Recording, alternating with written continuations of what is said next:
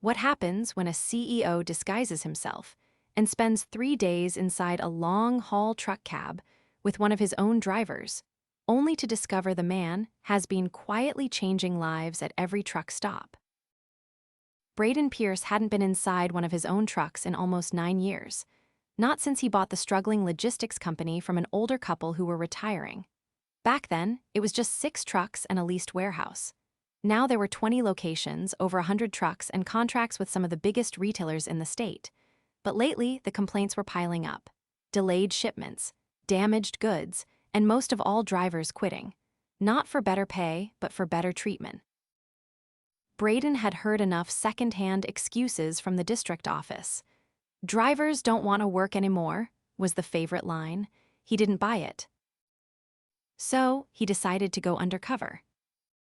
He changed his look completely, cut his hair short, grew out some patchy stubble, and wore thick-framed glasses. He even got a fake ID badge under the name Eric, a temp trainee from a staffing agency.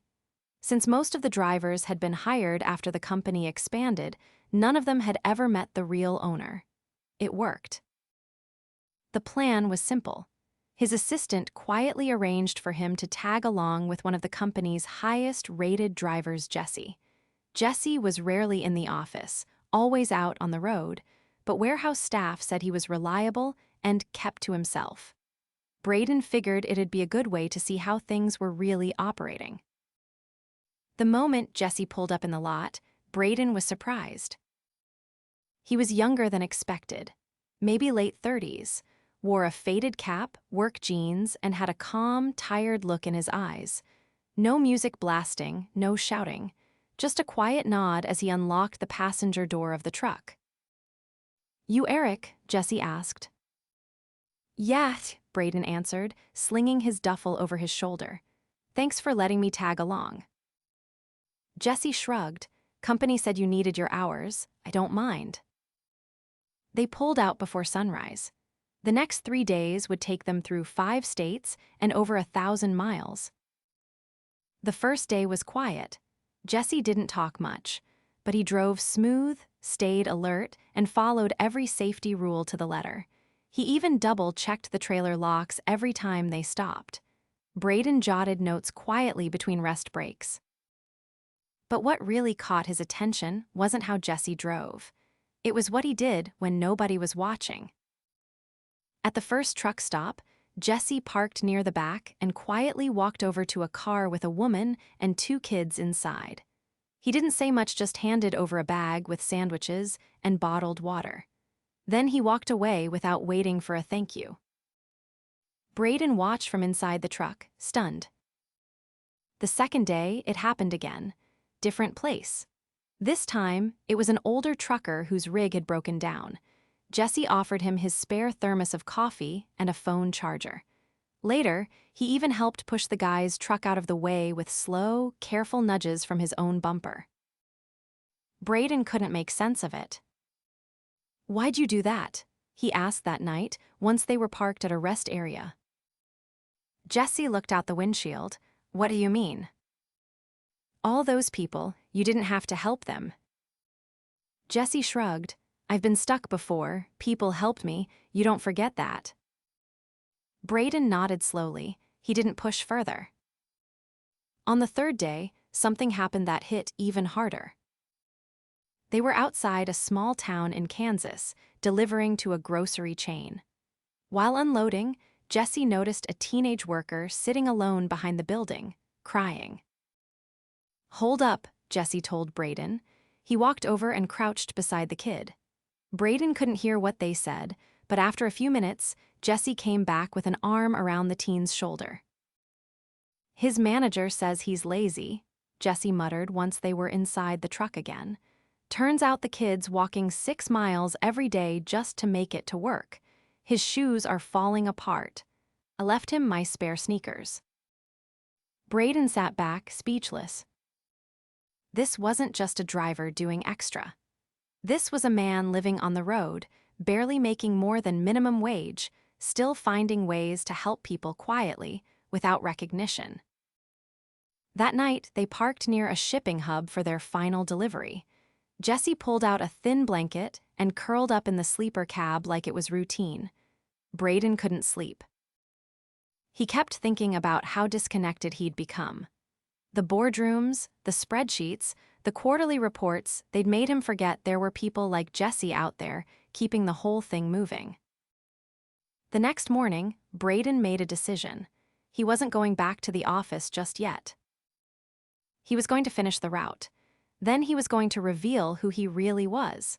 And Jesse, the quiet man who helped strangers in the dark, was going to get everything he deserved. The last leg of the route brought them to a distribution center on the outskirts of Tulsa.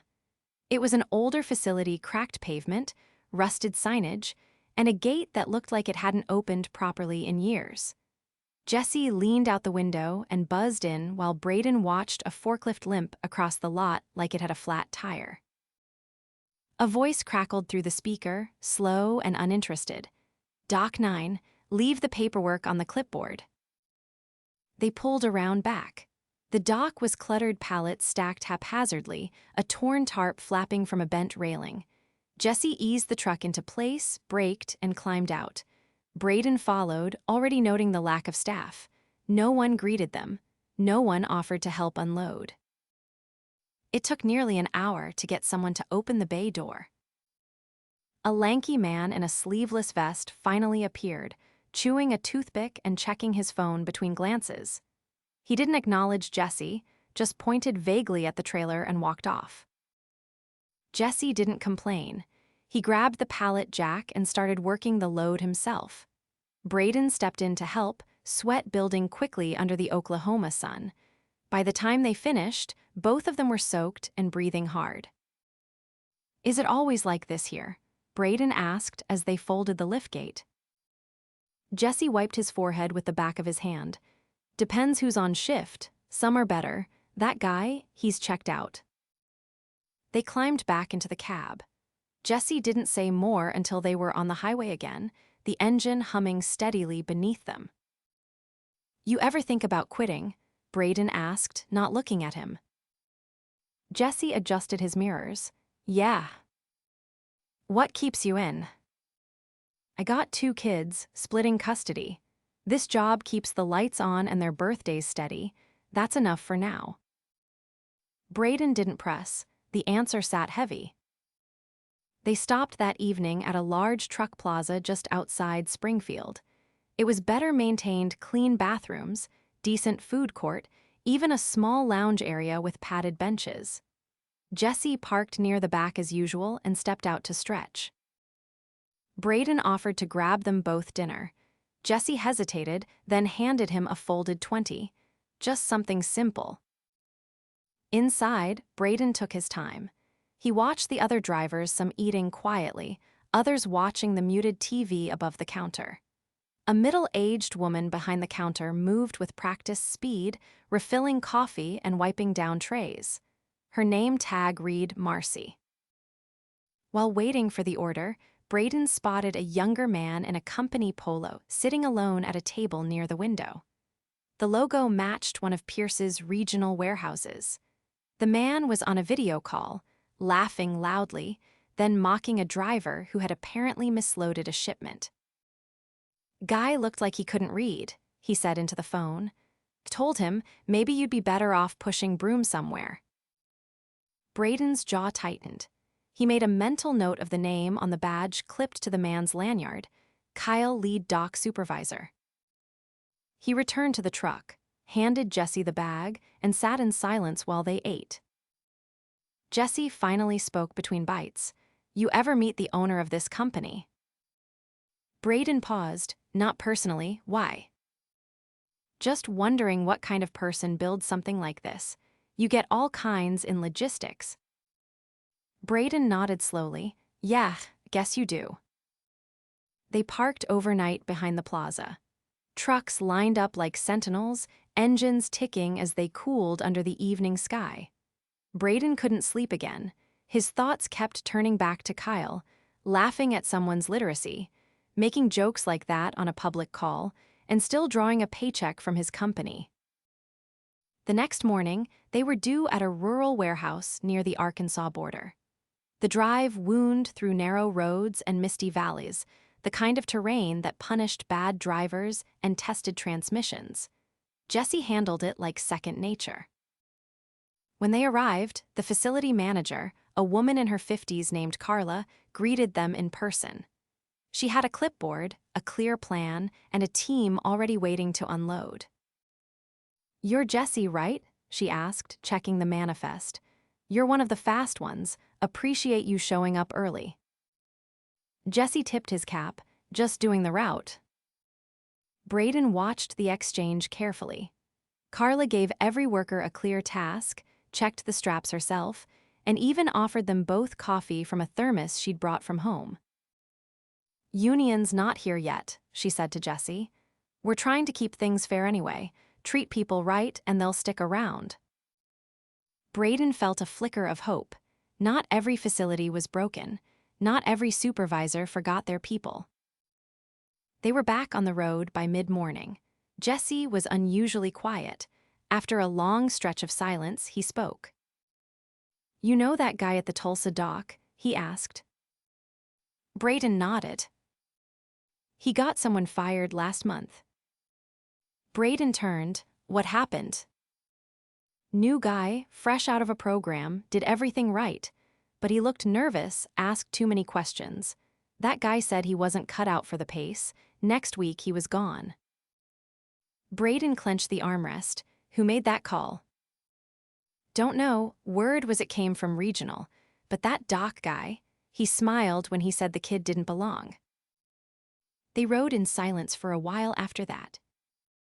Later that day, they made their final drop at a home improvement chain in a suburban zone. Jesse backed in perfectly, filled out the paperwork, and handed it off to a store clerk. Brayden helped with the last few boxes, his back aching but his mind sharper than ever. When they returned to the main depot that evening, the sun was sinking low. Jesse parked the rig, shut it down, and sat quietly for a beat before opening the door. "Thanks for riding along," he said, stepping out. Brayden followed. "You ever think about doing more? Supervising, maybe?" Jesse shook his head.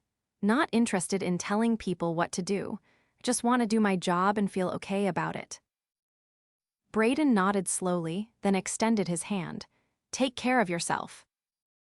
Jesse gave it a firm shake. "Always do." Brayden walked away, but instead of heading to the exit, he circled to the side of the lot and made a call to his assistant.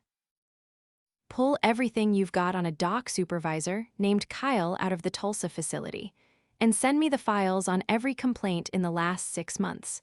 I want full context. No summaries."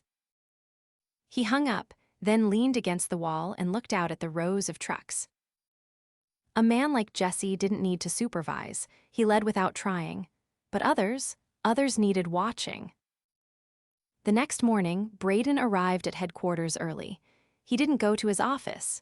He went straight to HR, sat down with the director, and reviewed Kyle's personnel file. The complaints were there, not just the one Jesse mentioned. 4 others: dismissive behavior, inappropriate comments, one internal investigation that had been dropped due to lack of evidence despite 3 separate statements. Brayden didn't hesitate. "Terminate him, today, and I want a full review of regional hiring practices. Start with Tulsa." The HR director blinked. "Understood." Brayden stood. "And I want Jesse Freeman in my office first thing tomorrow morning." "Driver Jesse Freeman." "Yes, that's the one." He left the room without another word. Jesse showed up to headquarters the next morning in his usual worn jeans and company jacket, looking like he'd barely slept. He walked in through the side entrance near maintenance, the same way drivers typically came in when they had paperwork to drop off. He didn't notice Brayden waiting by the main lobby until the receptionist called out his name. "Jesse Freeman, you're needed upstairs." Jesse looked up, caught sight of Brayden in a crisp blue button-down and slacks, and froze. Brayden stepped forward. "I'll take it from here." Jesse's eyes narrowed slightly.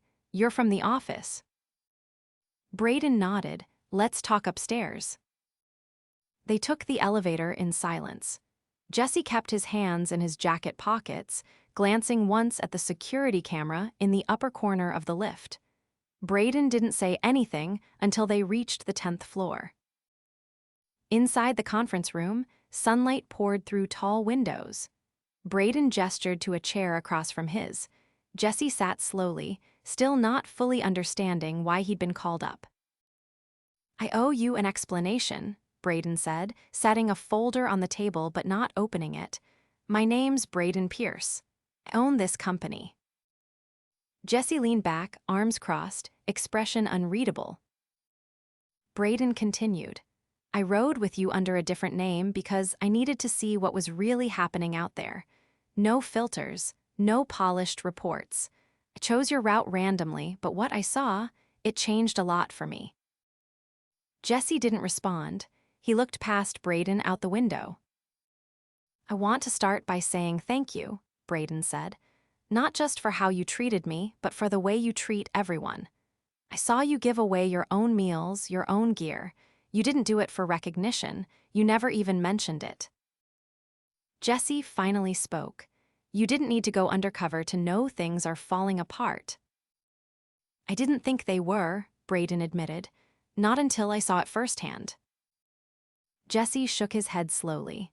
You ever spend a night in a truck when it's below freezing and your heater cuts out? You ever try to get a hold of dispatch just to be told, we'll get to it tomorrow? That's what it's been like. People stopped caring. Brayden opened the folder. Inside were several documents, incident reports, termination notices, a copy of Kyle's disciplinary file. Kyle's gone, he said. Effective yesterday. I've also started a full audit of our regional supervisors. You gave me more insight in 3 days than I've gotten in 2 years of meetings. Jesse looked at him, skeptical now. What do you want from me? Your perspective and your help. I'm not offering you a promotion. I know you're not interested in management, but I want to create a driver advisory panel, paid time, quarterly sessions, real input from people who live the job, not policy from a desk. Jesse considered that. You think they'll listen? They'll have to, Brayden said, because I'll be at every session, and I want you on that panel. Jesse nodded once slowly. All right, but I'm not sugarcoating anything. I wouldn't want you to. Before Jesse left, Brayden stopped him at the door. One more thing. There's a driver support fund meant for emergencies, breakdowns, medical issues. It's been sitting untouched for months. I'm assigning you as one of the 3 people who can approve disbursements. Jesse blinked, caught off guard. You serious? You've earned the right to be trusted. Jesse gave a short nod, then walked out without another word. Later that week, Brayden made another unannounced visit, this time to the Tulsa facility. He didn't arrive in a suit. He wore a plain hoodie, jeans, and a ball cap. He walked the docks for nearly half an hour before anyone approached him. A younger warehouse worker finally asked, You need help? Brayden introduced himself plainly, then asked to speak to whoever was overseeing the floor. They brought out a man named Darnell. Mid-40s, tall, cautious in his tone. He'd only stepped into the interim lead role the day before, after Kyle's departure. Brayden asked him to walk the floor together. As they moved through the warehouse, Brayden took quiet inventory. Several forklifts had frayed seatbelts. One loading ramp had a visible crack near its hinge. 2 employees were lifting boxes manually, items that clearly exceeded safe weight limits. Why aren't they using the jacks? Brayden asked. Darnell lowered his voice. We're short. 2 of our jacks are out for repair. The 3rd was taken by management for use in back inventory. We filed the request a week ago. Brayden made a note. How long have you been here? 6 years, Darnell said. I stayed quiet under Kyle, just kept my head down. But I've seen good people pushed out. One guy got written up for clocking in 2 minutes late while he was covering someone else's shift. Brayden turned to him. I'm not asking you to cover for anyone anymore. I want weekly condition reports. Equipment, staffing, safety, you won't be punished for honesty. Darnell nodded. Before leaving, Brayden pulled aside two workers who had just finished restocking a trailer. You've both been here a while, he asked. One of them, a woman named Rosa, responded, 3 years. I used to love it, but the last year, it got bad. Tell me what needs to change, Brayden said. She hesitated, then said, start by actually fixing things when we file a request. Then maybe stop pretending we're invisible. Brayden didn't argue, he just said, that starts today. By the following Monday, new jacks were delivered. The cracked ramp was cordoned off for repair. Employees received adjusted schedules with guaranteed breaks, and Brayden himself returned to meet with the full crew during lunch on company time. He stood in front of the group without slides, without a suit, without a script. I spent 3 days on the road with one of our drivers, he said. I saw things I'm not proud of, that's on me, but also saw people doing the right thing even when no one noticed. That's what this company is going to start rewarding. He didn't talk long, just long enough for them to see he meant it. Later that afternoon, Jesse called him. You went back to Tulsa, he asked. I did. You didn't have to. Yes, I did, Brayden said, and I'm not done. Jesse was quiet for a moment. Then he said, I'll be at that first panel meeting, just don't expect me to play nice. I wouldn't ask you to. They hung up. That evening, Brayden sat alone in his office. The sun had dipped low behind the skyline, casting long shadows across the floor. He opened his laptop and began drafting a new policy one that required every regional manager to ride along with a driver for at least one full shift per quarter. Not for show, for understanding. He didn't send it yet. Instead, he pulled out a notepad and wrote a single question at the top. What kind of company do we want to be when no one's watching? He circled the question, then leaned back in his chair. The answer would begin with listening. And it would begin with people like Jesse, the ones who had been doing the right thing all along. 2 weeks after Jesse's visit to headquarters, the first driver advisory panel met in a modest, windowed conference room near the dispatch wing. The room felt nothing like the boardrooms Brayden was used to. No mahogany table, no catered breakfast, no glossy handouts, just 8 folding chairs, a whiteboard, and a pot of burnt coffee someone had started at 6 that morning. Brayden arrived early and waited, not at the head of the table, but in the middle seat. The others trickled in slowly. A veteran team driver named Lacey, a younger guy named Deshawn who ran night routes through Mississippi, a soft-spoken single mother named Tanya who handled refrigerated loads, and Jesse, who walked in last, still wearing his faded jacket and ball cap. No one made small talk. Brayden opened the meeting simply. I'm not here to talk at you. I'm here because I need to rebuild the company from the inside out. That starts today. No managers, no HR, just us. Deshawn leaned forward, so we can actually say what we've been holding back. Brayden nodded, that's the point. Lacey didn't waste time. Then I'll start. You've got dispatchers scheduling loads with 0 buffer time. If we hit traffic or a way station, we're automatically late. We're getting dinged in the system for things beyond our control, and it's messing with our bonuses. Tanya added, I had a reefer load bound for a hospital 2 weeks back. I warned them the unit was running hot. I told dispatch twice. They told me to just roll with it. The medicine's spoiled. I almost got written up. Brayden didn't interrupt. He wrote everything down. Jesse finally spoke. You've got supervisors treating drivers like we're disposable. Not all of them, but enough. We're called lazy, slow, replaceable. That's how you lose people. Brayden looked at him. Names. I'll send a list, but don't just fire someone because I say so. Go see it yourself, you'll know. The meeting went on for over 2 hours. By the end, Brayden had 13 action items. He didn't delegate them. He posted them on the office wall with his initials next to each one. The next morning, he was at the scheduling office by 7. Dispatchers sat in rows of cubicles with dual monitors, coffee cups, and a steady stream of radio chatter. No one noticed him at first. Then one of the older dispatchers glanced up and froze. "Mr. Pierce."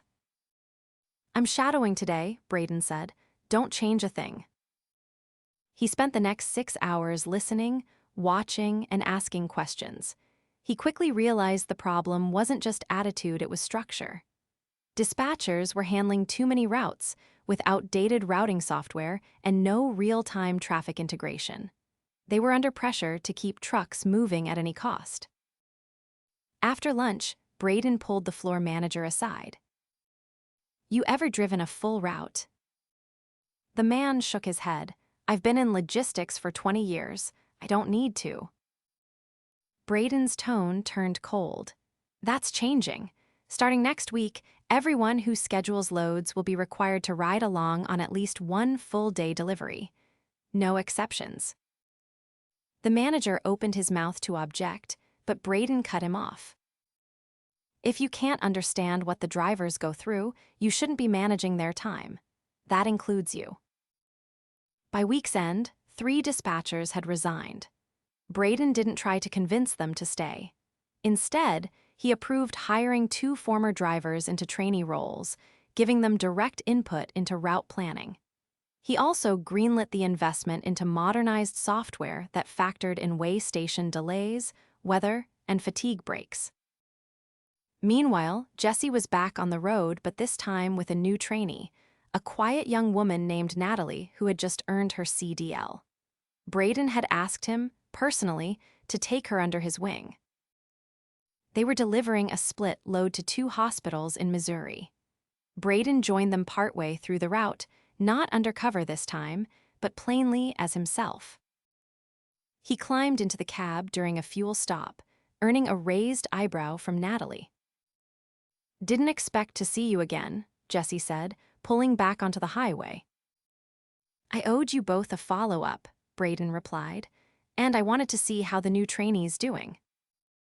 Natalie kept her hands on the wheel, eyes steady. "He doesn't say a lot, but he's watching everything, and when he talks, it matters." They rode in silence for a while, then Jessie spoke. "Do you remember the kid told you about, the one who got fired at Tulsa?" Brayden nodded. "He reached out last week. He's driving again. Another company said it's better, but he still doesn't trust people in charge." Brayden looked out the window. "Can't blame him, but that's what we're trying to fix." That evening, after the drop was complete, they parked at a truck-friendly lot behind the hospital.